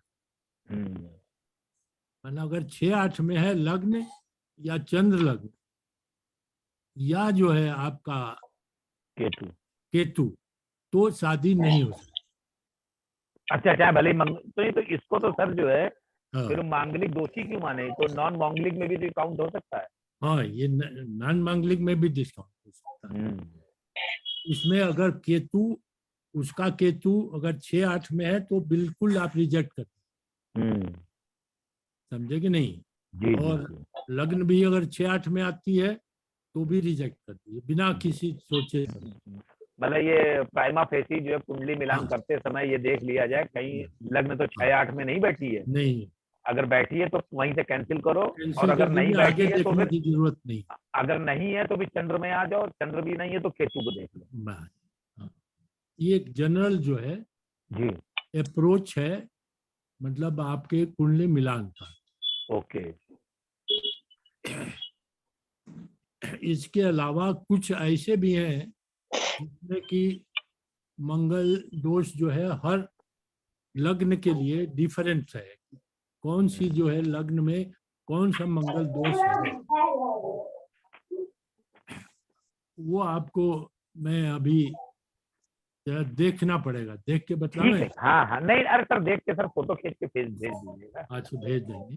या फिर जो है या तो फिर उसको देख लीजिएगा हाँ, जब हमारी लोगों की नेक्स्ट क्लास होगी ना अगले संडे को। हाँ, तो हर लग्न के लिए डिफरेंट है जी मंगल दोष परिहार जो है किस लग्न में क्या होगा। हाँ तो ये सही रहेगा। नेक्स्ट क्लास में परिहार वाली क्लास सर मिश्रा सर बताएंगे, तो उसी में इसको ऐड ऑन कर दीजिए। हाँ, तो ये बेसिक कंसेप्ट है। और ये जो परसेंटेज जो मैंने बताया, जी इसका भी जो है एक बुक है हमारे पास, उसका भी मैं फोटो कॉपी भेज।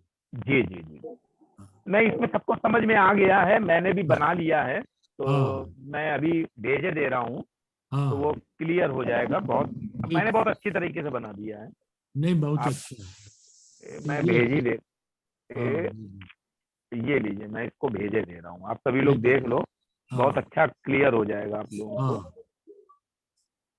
हाँ, आपसे बाद आप जैसे सब बोलते गए ना, दूसरा हम वैसे वैसे उसको बनाते गए। इसके अलावा एक दो और पॉइंट है, उसको जी। भी नोट कर लीजिए। लो सर, देखो आ गए होंगे आप लोगों के पास। हाँ, हम लोगों से कह रहे हैं आ गया। दूसरा ये है कि दोनों के जो दशा है ना, जी वो अंतर्दशा या दशा जी एक नहीं होना चाहिए। अच्छा हाँ, शादी के समय। शादी के समय जी अंतिम।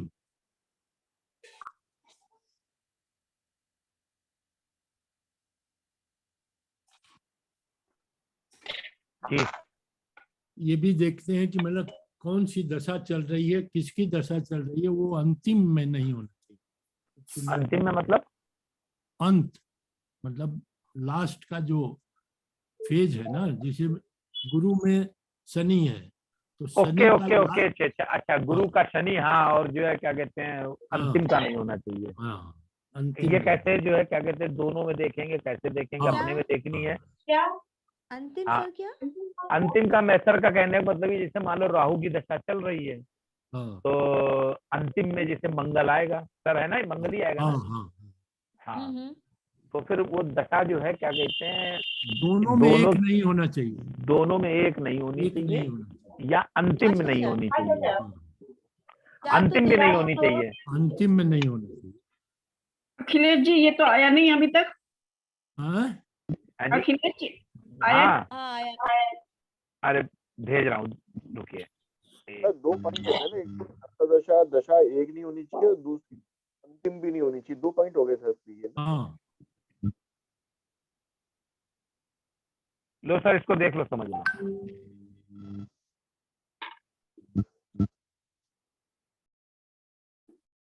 मेरे ख्याल से ये जो भेजा है मैंने, ये बहुत अच्छा काम कर जाएगा, आपको पूरा बना हाँ, हुआ ये है। बहुत ही मतलब वो है। आपने देखा सर? देख- राय सर, आपने देखा मैसेज? हाँ सर, बहुत अच्छे से आप चार्ट बना रहे हैं। चार्ट अच्छा है, कॉम्बिनेशन सही है। तो राय सर, ये वाला पॉइंट हमको तो समझ में नहीं आया कि दशा अंतिम में नहीं होनी चाहिए दोनों पक्षों में। एक पक्ष का तो समझ गया मैं, हाँ, दोनों पक्षों, ये जो दशा अंतिम नहीं होनी चाहिए, इसको दोनों पक्षों में, या कैसे इसको हम लोग जो है जैसे जैसे मान लिया कि लड़का का भी राहु में शनि चल रहा है लड़के की राहु में शनि चल रही, ठीक है, और लड़की की भी राहु शनि चल रही है, शनि का अंत चल रहा है। तो शनि का अंत सर नहीं समझा मैं। हाँ। शनि का हम लोग अंतरदशा, ओके सॉरी, अंतरदशा ना। हाँ, अंतरदशा। अंतरदशा में भी अंतरदशा का फेज जो है लास्ट मंथ में नहीं होना चाहिए। लास्ट मंथ नहीं समझ में आया। ना, ना। आपका कहने का मतलब ये जो दशाओं का जो क्रम है, जैसे हाँ। शनि हो गया, शनि बुध केतु शुक्र सूर्य चंद्र मंगल, इस तरह से जो दशाओं का क्रम होता है, देखिए, जो मान अभी हमने लीजिए कि मतलब जैसे मंगल में राहु की दशा चल रही हो जी लड़के का, और उसी में राहु राहु लड़की की भी चल रही है, जी तो राहु का जो फेस होगा जी अंतरदशा का, वो जी। लास्ट मंथ नहीं होना चाहिए। अच्छा, वो दशा खत्म नहीं होने वाली होनी ना, चाहिए, ना, मतलब ना। हाँ, मतलब Period. लास्ट मंथ, मतलब जो पीरियड है उसका, हाँ, वो जो है लास्ट क्या कहते मंथ हैं नहीं खत्म होना। नहीं होना। हाँ ओके। हाँ, लेकिन जब सर जो है क्या कहते हैं, जब दोनों की दशा अंतरदशा एक नहीं होनी चाहिए, तो वो तो फाइंड आउट हो ही नहीं पाएगा, तो वहीं से कैंसिल हो जाएगा। हाँ तो कैंसिल हो जाएगा ना तो दोनों ये का इससे हम लोग, तो इसमें हम लोग आ ही नहीं पाएंगे। नहीं मतलब मान लीजिए कि दोनों की दशाएं एक चल रही है, हाँ लेकिन एक का चल रहा है मतलब फर्स्ट मान ले मंगल में राहु चल रहा है, तो जी, वो फर्स्ट पीरियड चल रहा है राहु का। हाँ राहु का मान लो 2 साल होना है, तो हाँ पहला महीना चल रहा है, उसका अंतिम चल रहा है, तो हाँ। शादी हो तो कर तो कोई प्रॉब्लम नहीं है। अच्छा, ओके, चलो सर ठीक है, फिर नेक्स्ट क्लास में सर वाला हाँ। बना के रखिएगा आप। तो हाँ। क्या कहते हैं, जो भी है, क्या नाम है हाँ, उसका, हम परिवार भेज वाला। देंगे। हाँ, हाँ। तो उसको हम लोग उसमें अटैच कर लेंगे। ये सुनील टुट्टू साहब कुछ बोलना चाह रहे हैं क्या, कहना चाह रहे हैं क्या? बोलिए, आपका हैंड रेज है। नहीं कोई चलो। मेरे को वो समझ में आई अखिलेश हो जी हैप्पी न्यू ईयर। हाँ हाँ, बहुत बहुत धन्यवाद आपको, और जो आपको भी और नववर्ष की आपके बहुत सारे शुभकामनाएं। साथियों को, जो भी ये मित्तल जी भी है, जी ये जी डीडीएम के तो हैं ना हम लोग। जी, मैंने सबको नया साल की शुभकामनाएं। बहुत बहुत शुभकामनाएं, आपको भी नववर्ष मंगलमय हो, स्वस्थ रहें, ये मेरी सबसे प्रार्थना है। आपको भी और आप सभी लोगों को। अखिलेश जी, हम एक बात पूछे? हाँ। पूछिए मैडम, बताइए। ये मेल चार्ट में सप्तम में गुरु हो तो क्या इफेक्ट करता है?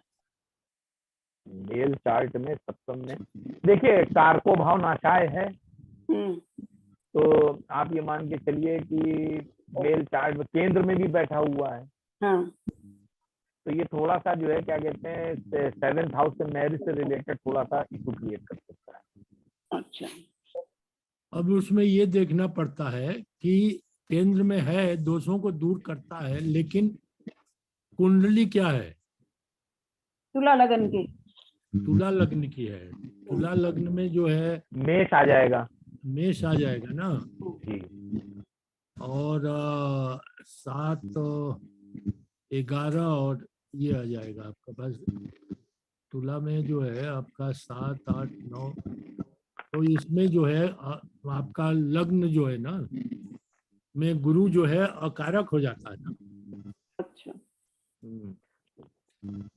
कारक हो तब तो ठीक है, अकारक होगा तो प्रॉब्लम है।